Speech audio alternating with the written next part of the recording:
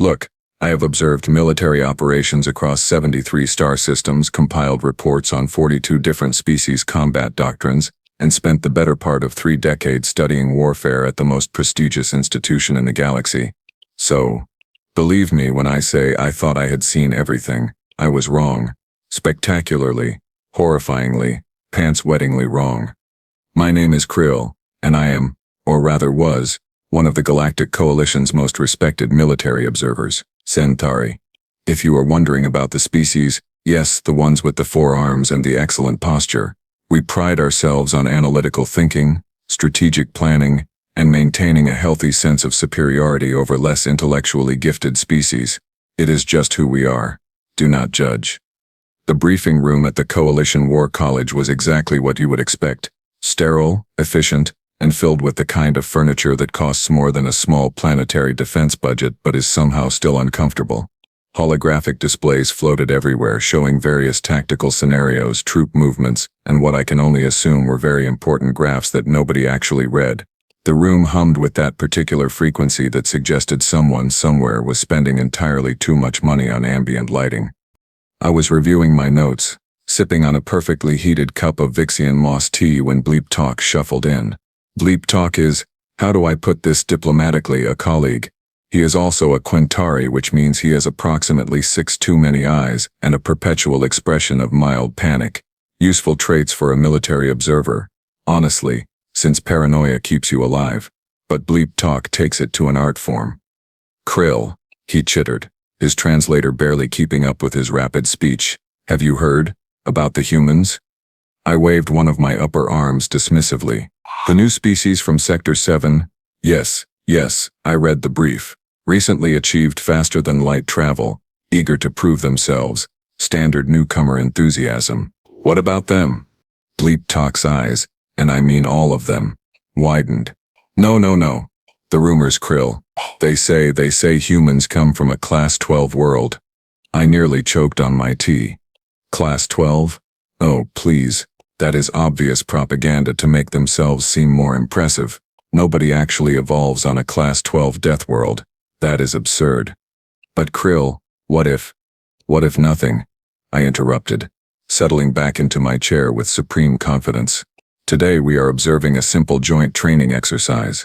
These humans will participate, they will perform adequately, or perhaps poorly, and we will file our reports. By this time tomorrow I will be analyzing something actually interesting, perhaps the Krothian new armor specifications. Bleep Talk's translator made a sound that I had learned, meant he was extremely doubtful but too polite to say so directly. I smiled, showing my teeth in what I hoped was a reassuring manner. Trust me, my nervous friend. I have seen countless species attempt to prove themselves in these exercises. Humans will be no different. In fact, I am willing to bet they will be entirely, completely, and utterly unremarkable. Oh, past Kryll, you magnificent fool. The humans arrived approximately 15 minutes later, and my very first thought was, these are the warriors. These soft, squishy, barely armored creatures. Really? There were 5 of them, led by someone who introduced himself as Lieutenant Marcus Webb. He was tall, I will give him that, but otherwise appeared to be made of the most impractical biological materials imaginable. Thin skin, no scales, no exoskeleton, no natural armor plating whatsoever. I could literally see blood vessels beneath the surface of his flesh. His eyes, just 2 of them, sat vulnerably in the front of his skull with no protective ridge, no sensory stalks, nothing. He had blunt nails instead of claws, flat teeth clearly designed for grinding plants rather than tearing prey, and his limbs looked like they would snap if you applied even moderate pressure. This was supposed to be a combat-ready species. Good morning, everyone, Webb said, his voice carrying that odd musical quality human languages possess. He was smiling, which displayed those ridiculous flat teeth again, looking forward to working with you all today. His team stood behind him, equally unimpressive. One of them, a shorter human with dark skin and an athletic build, was literally bouncing on his feet like an excited juvenile. Another, a female with her hair tied back in a simple knot, was examining her fingernails. In a military briefing. Bleep Talk leaned toward me, whispering, "They look so fragile." "Because they are," I whispered back. "Look at them. No natural weapons, No armor, no enhanced sensory organs. They are basically prey animals who learn to use tools. This is going to be embarrassing to watch. The shortest human, who I later learned was Corporal Danny Okonkwo, caught me staring and actually winked at me. Winked. A bizarre gesture involving closing one eye briefly, which human databases claimed was meant to be friendly. It looked vaguely threatening, honestly, but I am sure he meant well. The team was equipped with standard Coalition infantry gear, nothing special, nothing fancy. Webb carried what appeared to be a basic plasma rifle, completely unmodified. The others had similar loadouts. No power armor, no enhancement rigs, no neural uplinks, just them. In fabric uniforms, with their exposed skin and their breakable bones, and their single-layer epidermis. One of the humans, a tall female called Sergeant Lisa Park, was eating something. During a military briefing, just casually consuming nutrients like this was a recreational outing rather than a formal coalition exercise. Are they always like this? Bleep Talk asked, his vocal sacs quivering with confusion. Like what? I asked. So relaxed. I observed them more carefully. He was right. The humans were loose, comfortable, making small jokes among themselves that their translators rendered as incomprehensible wordplay. Webb was discussing something about breakfast burritos with another team member, which apparently was hilarious because they both laughed. Minutes before a combat simulation.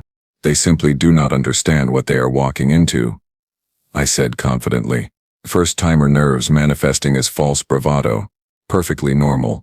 I have seen it before. Webb turned to address the assembled observers, that strange smile still on his face. We ready to get started? Fair warning, we might do things a little differently than you are used to. We tend to be adaptable. I wrote in my notes. Humans display overconfidence, likelihood of early elimination, extremely high. Oh, Kryll, you absolute idiot. The simulation environment materialized around us in the observation deck's holographic display, a sprawling urban combat zone filled with collapsed buildings, narrow alleyways, and enough tactical choke points to make any strategist weep with joy. Standard stuff, really. I had analyzed this exact scenario probably 200 times before.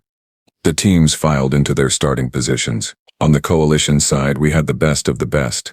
There were 3 Kroth warriors, each standing nearly 3 meters tall, encased in power armor that could shrug off direct artillery hits. Their natural exoskeletons, already formidable, were enhanced with enough technology to level a small city. Beautiful, practical, expensive. The Sslyth scouts slithered into position next, their serpentine bodies allowing them to navigate terrain that would stop conventional soldiers cold. 6 arms, heat-sensing pits, reflexes that operated on a neural transmission speed 3 times faster than most species. Elegant, efficient, deadly. Then there were the Mindari coordinators, floating serenely in their support pods, their massive craniums pulsing with psychic energy. They could predict enemy movements, coordinate team actions telepathically, and process tactical data faster than any computer system we had ever built. They were, quite literally, cheating with their minds, and everyone accepted it because that was simply what Mindari did. And then there were the humans standing in their starting zone, wearing fabric and carrying basic weapons. This is not even fair, I muttered, watching Webb's team do what appeared to be stretching exercises. Stretching, like they were preparing for recreational athletics rather than combat. Should we adjust the parameters? Bleep Talk asked. Give them additional support units. No, I said, feeling generous. Let us see what they can do. It will be educational for them at least. A learning experience. The simulation timer hit 0, and everything started at once. The Kroth warriors immediately moved to secure the high ground, their heavy footsteps shaking the holographic building foundations. The Sslyth spread out in a standard reconnaissance pattern, moving with liquid grace through the rubble. The Mindari established their psychic network, their consciousness spreading across the battlefield like an invisible web. And the humans started running. Not tactically repositioning, not advancing under cover, just running, full speed directly into contested territory, making sounds that the translator interpreted as whooping and hollering. What are they doing? Bleep Talk's eyes were struggling to track them. I have no idea, I admitted, leaning forward. 4, that is not a recognized tactical formation. 4, That is not any formation. That is just chaos. But it was not chaos. Not exactly. Because even though the humans were moving in ways that violated every principle of coordinated military advance, they were somehow not getting hit. Webb would sprint toward a corner, and a Sslyth scout would strike exactly where he should have been, except he was not there anymore. He had somehow changed direction mid-stride, his body contorting in ways that looked physiologically improbable. Okonkwo, the bouncy one, went up and over a 3-meter wall without equipment, just jumped, grabbed the ledge with those weak-looking fingers, and hauled himself up like gravity was a polite suggestion rather than a fundamental force. Did he just? Bleep talk started. Yes, I said faintly. But that should not be. I know. Park, the one who had been eating earlier, popped out from behind cover and threw something, not fired a weapon, threw something, with her hand. The object, some kind of flashbang grenade, sailed through the air in a perfect arc and landed exactly precisely, impossibly in the middle of a Mindari coordination pod. The psychic network collapsed instantly. Okay, I said, my confident tone wavering slightly. That was probably luck. Yes, definitely luck. The humans kept moving, kept running, kept doing things that should not work but somehow, inexplicably, horrifyingly were working. I started to feel the first cold tendrils of doubt creeping into my mind. What exactly had we invited into this simulation? At the 7-minute mark I realized something was very, very wrong. The humans had not stopped moving. Not once. Not even to catch their breath or recalibrate their position. They had been sprinting, climbing, dodging, and generally treating the laws of biology as optional guidelines for approximately 7 continuous minutes, and they showed absolutely no signs of slowing down. That is not possible, I said, checking my instruments. Their respiration rate should be critical by now. Their muscle systems should be flooded with lactic acid. They should be collapsing from exhaustion. Webb's vital signs appeared on my monitor. His heart rate was elevated, yes, but stable. He was breathing hard but not gasping, and he was still barking orders to his team while simultaneously shooting at a Kroth warrior with one hand and vaulting over a concrete barrier with the other. Kryll, Bleep Talk's voice had gone up approximately 3 octaves. Kryll, are we sure they are carbon-based life forms? Because I am starting to have doubts. Okonkwo had just done something that I can only describe as physically offensive. He ran at a wall, a solid wall with no handholds, planted one foot against it, pushed off, twisted in midair like some kind of demented flying squirrel, grabbed a protruding pipe, swung himself up and around, and landed on a 2nd-story balcony. The whole maneuver took maybe 3 seconds. 3 seconds. A sightless scout, who had been lying in ambush on that exact balcony, barely had time to register surprise before Okonkwo hit him with a stun baton, and quite literally threw him off the building. Threw him, a creature that masses approximately 90 kilograms, with those thin little arms. This is not regulation combat behavior, I muttered, frantically taking notes. This is parkour. They are doing parkour in a military engagement. Who does parkour during actual combat? Humans, apparently. Bleep Talk whimpered. Meanwhile, Park had somehow gotten behind the Mindari defensive line. Behind it, the Mindari could sense thoughts, predict movements, read intentions before they became actions. Getting behind them was theoretically impossible because they would know you were coming before you knew you were coming. Except Park had not thought about what she was going to do. I watched the tactical replay later and it was genuinely disturbing. She simply moved, reacted, operated on some kind of instinctive level that bypassed conscious thought entirely. The Mindari kept scanning for intentional patterns, for planned strategies, for logical next moves, and Park just did not have any. She functioned on reflexes, intuition, and what I can only describe as controlled chaos. She eliminated 2 Mindari pods before they even realized she was there. She is not thinking, I said in horror. She is literally not thinking. She is just acting. How is that an advantage? Bleep Talk asked. Against psychics. It is the only advantage.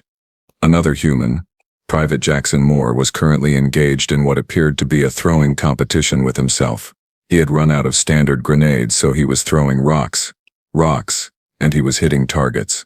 A rock, mass of approximately half a kilogram, thrown by a biological arm with no mechanical assistance, was sailing through the air with enough velocity and accuracy to disable a Kroth warrior's sensor array. I did the mental calculations, the force required, the precision needed, the ability to judge trajectory, wind resistance, and target movement while under fire from multiple directions. It was Olympic-level athletics combined with computer-guided targeting systems, except it was happening inside a brain that weighed maybe 1.5 kilograms. Their hand-eye coordination is terrifying, I said faintly. The humans had been running for 14 minutes now. 14 minutes of continuous high-intensity combat movement. Webb was still issuing orders, his voice steady, despite the exertion. Danny, collapse that eastern corridor. Lisa, swing around and hit them from the blind spot. Jackson, stop showing off with the rocks. We talked about this. But Sarge, it is so satisfying. Moore's voice came back, and I realized with dawning horror that he was laughing, actually laughing while in active combat. A Kroth warrior finally managed to land a solid hit on one of the humans, a glancing plasma burst that should have put him down for medical treatment. The human whose name I had not caught stumbled, looked down at the burn on his arm, said something that the translator rendered as, "Oh man, not again," and kept fighting. Kept fighting. Did he just... Bleep talk started. Yes, I whispered. But that wound should... I know. He should be in shock. He should be... I know. I was no longer taking notes with clinical detachment. I was now writing things like "they do not stop," and "why do they not stop," and "please make them stop." The simulation was only 17 minutes in, and I was already having a crisis of faith in everything I thought I knew about warfare. At minute 23, the simulation stopped being an observation exercise and started being a horror show. The humans were not just surviving anymore, they were winning, decisively, against opponents who outmassed them, outgunned them, and out-technologied them in every measurable category. And they were doing it while eating. I am not joking. Park pulled out some kind of compressed nutrient bar from a pouch on her belt, tore open the wrapper with her teeth, and consumed it while providing covering fire for her squad. She was chewing and shooting simultaneously. The translator picked up her saying something like "needed the calories" to Moore, who responded with "save me one." "They are refueling," I said, my voice hollow. "During combat. They are eating during combat." "Why would they need to refuel?" Bleep Talk asked. "The simulation has only been running for 23 minutes. "Because they have been sprinting for 23 minutes, I said. "Their metabolic rate must be astronomical. They are burning energy so fast they need to eat mid-battle just to keep functioning." Webb, meanwhile, was coordinating his entire team without any technological assistance whatsoever. No neural link, no tactical display, no psychic network. He was just yelling, shouting orders across the battlefield in his organic, unaugmented voice, and somehow his team heard him, processed the information, and executed complex maneuvers with perfect timing. "Lisa, flanking position now, Webb bellowed while simultaneously shooting at a Kroth warrior. "Danny, I need that building dropped. You have 10 seconds. Jackson, stop eating Lisa's snacks and cover the western approach." "They were right there, Sarge," Moore protested, but he was already moving into position. This was not military precision. This was not the clean, organized, technology-assisted coordination that every civilized species used. This was raw, chaotic, barely controlled mayhem that somehow produced better results than our most advanced tactical systems. Then Okonkwo took a direct hit from a Kroth plasma cannon. I watched it happen in slow motion on the display. The blast caught him square in the chest, the kind of hit that should have vaporized his internal organs, sent him into immediate shock, ended his participation in the exercise completely. He went down. Finally, I thought. Finally, one of them stops. He was back on his feet in 4 seconds. 4 seconds. His armor was scorched, his chest plate cracked, and I could see through the thermal imaging that he had definitely sustained internal damage. But he was standing, moving, and apparently making a joke because Webb told him to shut up and walk it off. Walk it off. Walk off a plasma cannon hit. Like it was a minor inconvenience. "What are they made of?" I whispered, my hands shaking as I tried to write notes. What kind of Deathworld produces creatures that can absorb that much punishment and keep functioning? "Class 12. Bleep Talk said quietly. The rumors were true. They really are from a Class 12 world. I watched as Park executed a combat roll that should have shattered her spine, came up shooting, eliminated 2 targets, and then casually remarked something about feeling that in the morning, Moore had sustained what looked like 3 separate injuries and was still operating at full combat effectiveness. Webb's left arm was clearly damaged, hanging at an odd angle, and he had simply switched his rifle to his right hand and continued fighting. They were not soldiers. They were not warriors. They were survivors from a planet that had spent millions of years trying to kill them, and they had evolved to be absolutely, fundamentally, horrifyingly unkillable. The Kroth were falling back. The Sslyth were in full retreat. The Mindari had completely withdrawn from the engagement. And the humans were laughing, actually laughing as they pushed forward through the urban terrain like some kind of unstoppable biological tide.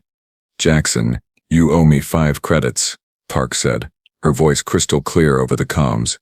"For what?" Moore asked, taking cover behind a destroyed vehicle. "I told you I could nail that shot from 40 meters. While backflipping. That is just showing off, Lisa." They were having a conversation about gambling debts, during a combat simulation, while winning against the galaxy's most feared warrior species.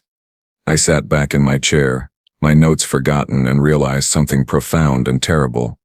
Humans were not trying to prove themselves. They were not struggling to keep up with galactic standards. They were holding back. This was them being casual. "Bleep Talk," I said quietly. "Yes, Kryll. I need to change my earlier assessment." "To what?" "Humans are terrifying, and we should probably never make them angry." "Agreed," Bleep Talk said. All 6 of his eyes locked on the display. At minute 37, Webb made a decision that violated approximately 43 different tactical protocols, 17 safety regulations, and every single principle of conventional warfare I had ever studied. "All right, team," he said, his voice somehow still steady despite everything. "Let's wrap this up. Execute Plan Stupid." "Plan Stupid?" I repeated. "What kind of designation is Plan Stupid?" I got my answer approximately 15 seconds later. Okonkwo climbed to the top of a 4-story building, waved at the observation cameras. I swear he actually waved, and then jumped off. Just stepped off the edge and fell, on purpose. "No, no, no, no," I chanted, watching his trajectory. "He is going to die. He is going to splatter across the pavement and die." Except he did not splatter. He tucked into a roll mid-air, crashed through a fabric awning that barely slowed his descent, hit a secondary balcony, bounced, yes bounced, off a support beam, and landed directly on top of a Kroth warrior. The impact knocked the warrior completely offline. Okonkwo stood up, dusted himself off, and said, "Nailed it." "That is not how gravity works," I screamed at the monitor. Meanwhile, Park had decided that a structurally unsound wall was the perfect weapon. She placed 3 precise charges, blew the supports, and brought an entire section of building down on top of the remaining Sslyth positions, not as collateral damage, as intentional tactical demolition. She had calculated the fall pattern, the debris spread, the exact timing needed, all in her head, without computer assistance. Moore was using destroyed vehicles as projectiles, not cover, projectiles. He had somehow rigged an explosion to launch a burned-out transport carrier directly into a Mindari defensive position. It was the least efficient, most absurdly complicated tactical solution possible, and it worked perfectly. Webb coordinated it all by yelling and occasionally making hand gestures. The final coalition defensive position collapsed in under 2 minutes. The Kroth retreated, their massive armor useless against opponents who simply refused to be where logic said they should be. The Sslyth gave up trying to predict human movements because human movements did not make sense. The Mindari stopped attempting psychic coordination because coordinating with human thought patterns was apparently like trying to organize a tornado. The simulation timer hit 42 minutes and 37 seconds. Victory, human team. Casualties sustained, 0, actual 0. The observation deck fell into absolute silence. Every observer, every analyst, every supposedly experienced military professional sat in stunned, complete, horrified silence. I looked at my notes from the beginning of the exercise. Humans display overconfidence, likelihood of early elimination, extremely high.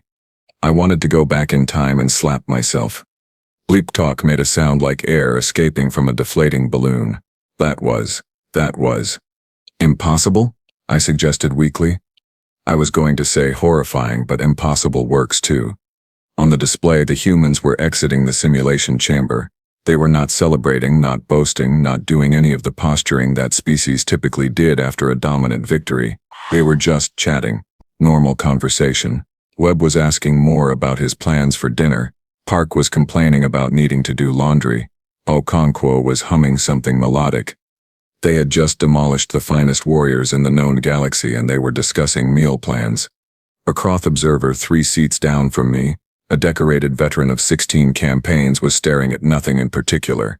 His translator finally activated. "I have made a terrible mistake," he said. "What mistake?" someone asked. "I argued for including humans in frontline combat units."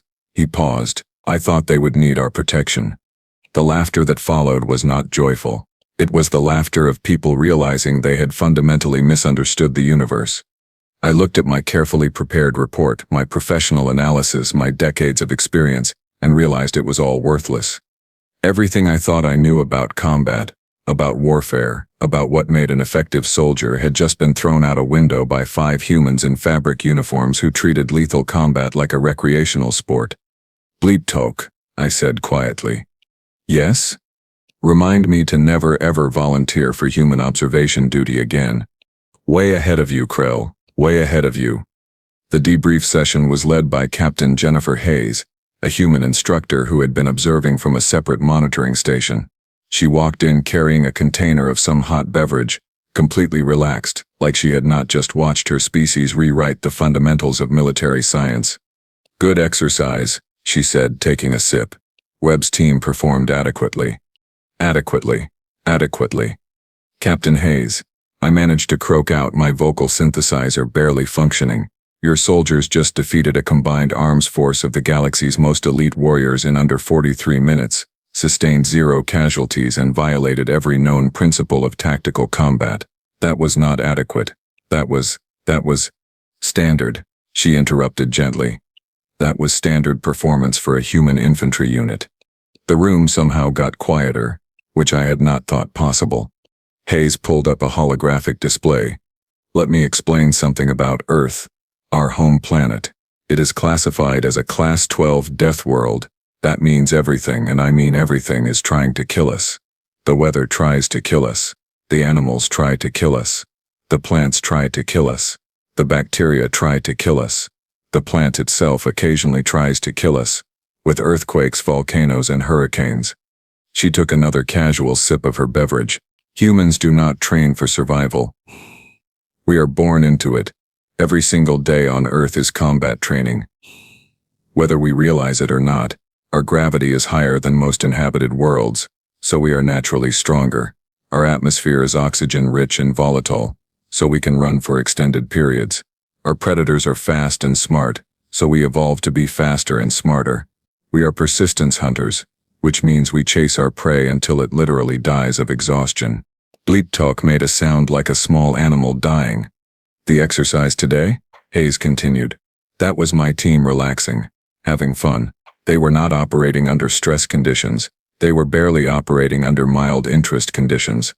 I found my voice, though it came out as a whisper. "What happens when humans operate under actual stress conditions?"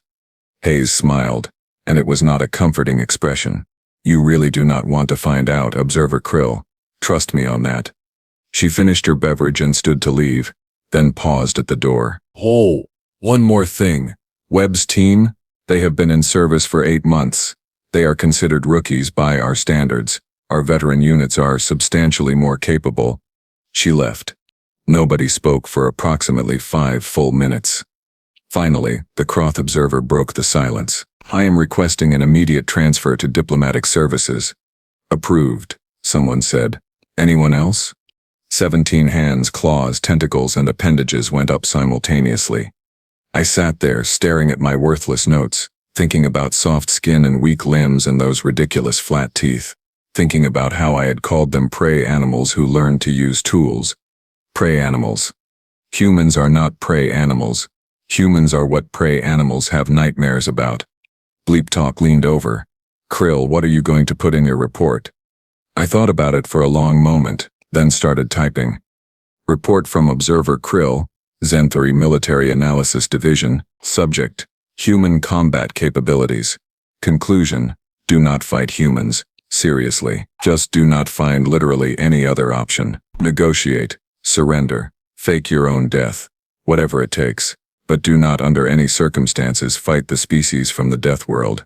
They are nice if you are nice to them. Let us keep it that way.